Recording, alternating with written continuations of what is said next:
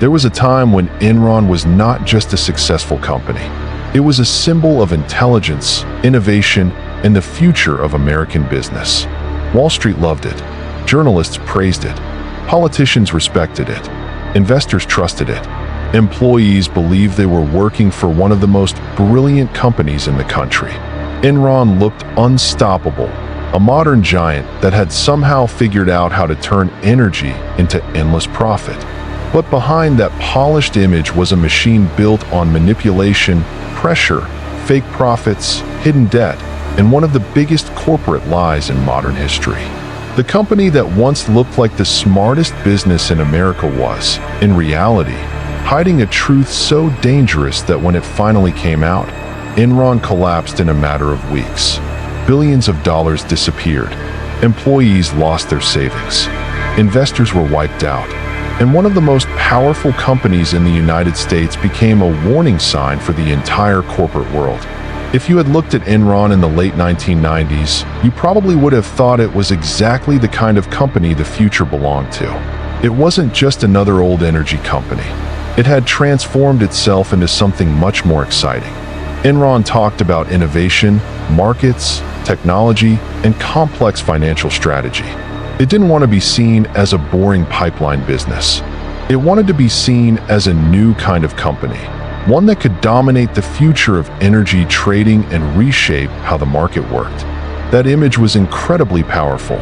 In a time when investors were hungry for fast growth and big ideas, Enron offered both. It sold the dream of a company that was smarter, faster, and more advanced than everyone else. And for a while, the world believed it. To understand how Enron pulled this off, we need to go back to where it started. Enron was created in 1985 through a merger between Houston Natural Gas and Internorth. Kenneth became the face of the company. He was polished, connected, and extremely good at selling a vision. But Enron's real transformation began when Jeffrey Skilling entered the picture. Skilling was intelligent, aggressive, and obsessed with the idea that Enron could become far more than a traditional energy business. He believed deregulation in the energy market created a massive opportunity. Instead of simply owning pipelines and selling gas in the old-fashioned way, Enron could act like a trader, a middleman, and a financial powerhouse all at once. It could buy, sell, structure, and profit from energy contracts in ways that looked modern, brilliant, and highly scalable. That idea changed everything. Under Skilling's influence, Enron stopped thinking like a normal utility company and started thinking like a Wall Street machine. It expanded into energy trading, then into broader financial deals, and eventually into businesses so complex that even experienced analysts struggled to explain exactly how Enron made its money. But complexity can be very useful when you don't want people asking too many questions. The more complicated Enron became, the easier it was to hide what was really happening underneath. Enron's leadership became one of its biggest selling points. Kenneth was the calm public face, respected, politically connected, and trusted by powerful people. Jeffrey Skilling was the bold strategist, the man who made Enron look like a company full of genius. Then there was Andrew Fastow, the chief financial officer, who would become one of the central figures in the scandal. Together, they helped create a company culture built around growth, performance, and image. But it was also a culture built around pressure. At Enron, success was everything. Numbers had to look strong. The stock price had to keep rising. The market had to stay impressed. Failure was unacceptable, and weakness was dangerous. In that kind of environment, the temptation to manipulate reality becomes much stronger. And that is exactly where Enron's fraud began to take shape. One of the most important tools in Enron's deception was something called mark-to-market accounting. Now, on its own, mark-to-market accounting is not automatically fraudulent. In simple terms, it allows a company to estimate the current value of future profits from a deal and record those estimated profits today. The problem is obvious. Estimates can be manipulated. If you are honest and conservative, this system might be manageable. But if you are desperate to make your numbers look better than they really are, it becomes incredibly dangerous. Enron used this system in a way that made the company look far more profitable than it actually was. Imagine signing a long-term energy contract that might make money over the next 10 years. Instead of waiting to see what the real profit would be, Enron could estimate how much money it expected to make in the future and book a large portion of that profit immediately.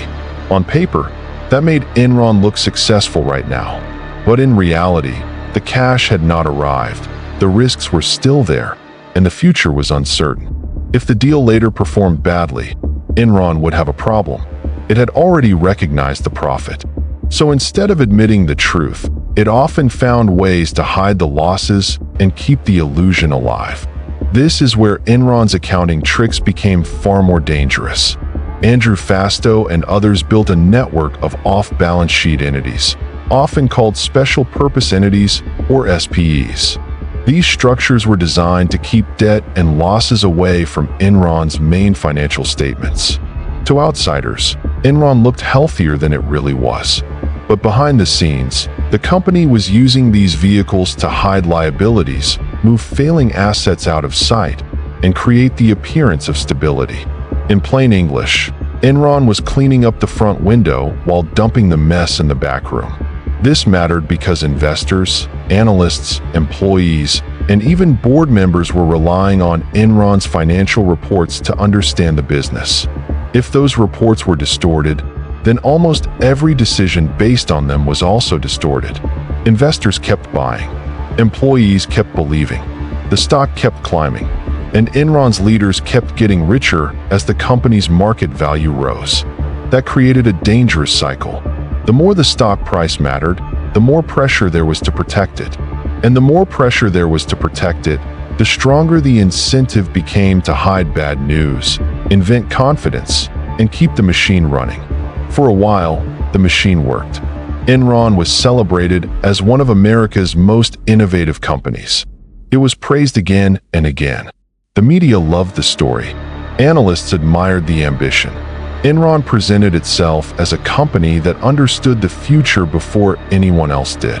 But there was a major problem. The company's financial statements were becoming harder and harder to understand. Even smart people had trouble figuring out where the profits were really coming from. And when a company becomes too complicated to explain clearly, that alone should be a warning sign. Some people did start to feel uneasy. Journalists and skeptics began asking questions. One of the most famous early warning signs came when Bethany McLean of Fortune asked a very simple question. How exactly does Enron make its money? That question mattered because if a giant public company cannot clearly explain how it earns its profits, something is very wrong. Enron's image was strong, but the foundation under that image was becoming unstable. Inside the company, there were also people who knew the situation was dangerous. One of the most important figures in Enron's collapse was Sharon Watkins, a vice president who became deeply concerned about the accounting practices being used. She warned Kenneth that the company could collapse in a wave of accounting scandals. That warning was a massive red flag. It meant the danger was not just outside criticism anymore. It was now coming from inside the company itself. But by then, the machine had been running for too long, and the truth was too expensive to reveal. As pressure increased, cracks started to spread. In 2001, Jeffrey Skilling suddenly resigned as CEO after only a short time in the role. Officially, the explanation sounded personal and vague. But to the market, the resignation was alarming. This was one of the men most closely associated with Enron's success. If he was leaving so suddenly, investors had every reason to be nervous.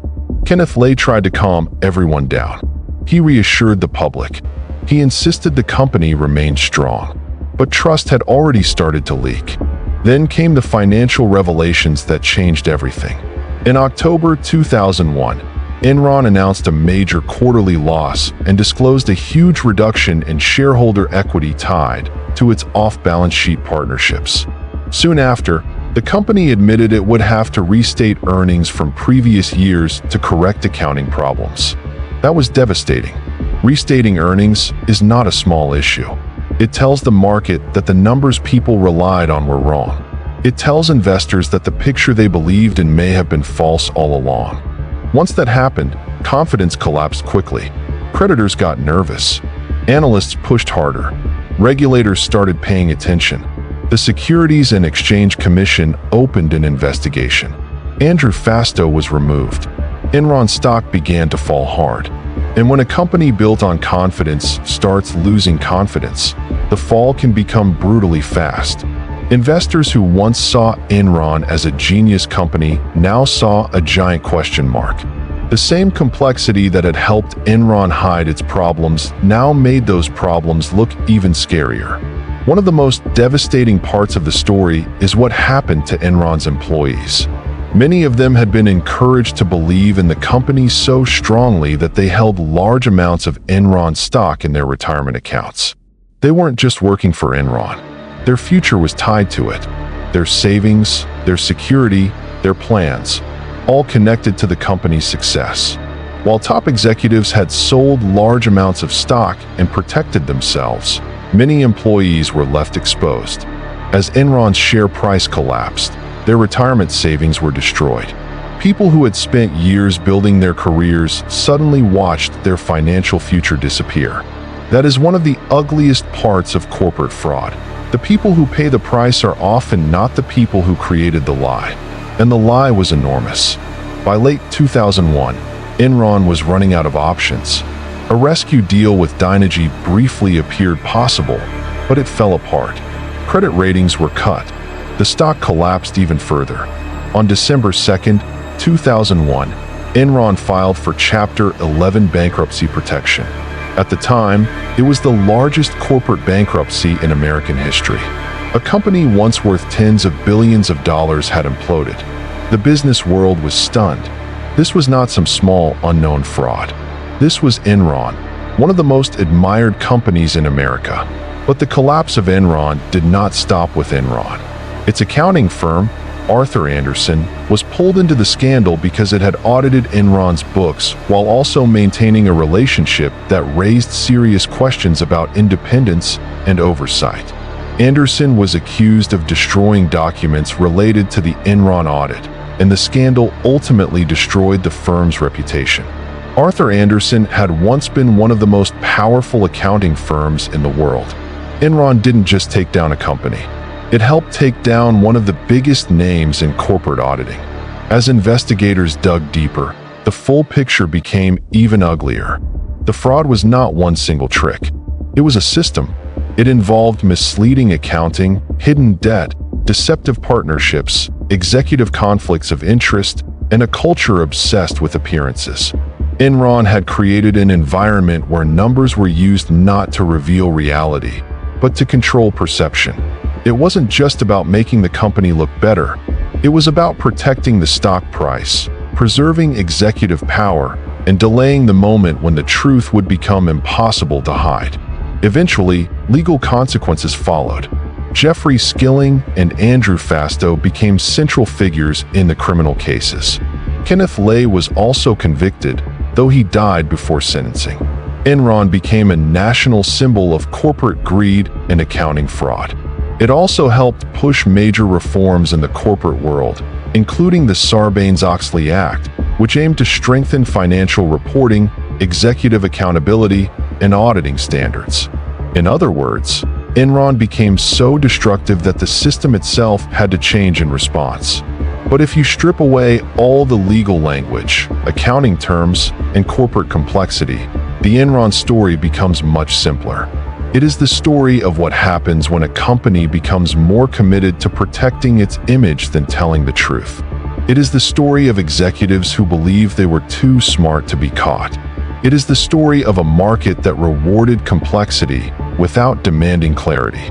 And it is the story of ordinary people who trusted a giant company and paid the price when that trust was betrayed.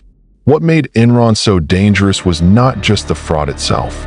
It was the fact that the fraud wore the costume of brilliance. Enron did not look like a failing company. It looked like the future. That is what made it so persuasive. That is what made it so deadly. The company convinced the world that complexity was proof of genius, that rising stock prices were proof of strength, and that confidence was proof of truth. But confidence is not truth. Hype is not profit, and a complicated business model is not the same thing as a healthy business. In the end, Enron became one of the clearest examples of how corporate power can be used to hide reality instead of build value. It showed how dangerous it can be when executives, accountants, auditors, and investors all become trapped inside the same illusion. It showed how greed can spread through an organization until even basic honesty starts to feel like a threat. And most importantly, it showed that when a company spends too much energy protecting the story, it eventually loses control of the truth. Enron did not collapse because one quarter went badly. It did not collapse because the market was unfair. It collapsed because the company had spent years building a business image that reality could no longer support. Once the illusion cracked, everything fell apart. The stock, the trust, the careers, the savings, and the reputation of one of the most admired companies in America. And that is why Enron still matters today.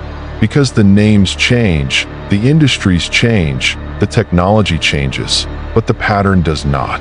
Big promises, complex numbers, untouchable executives, a story that sounds too perfect, and behind it all, a truth that gets harder and harder to hide. Enron was not just a scandal from the past.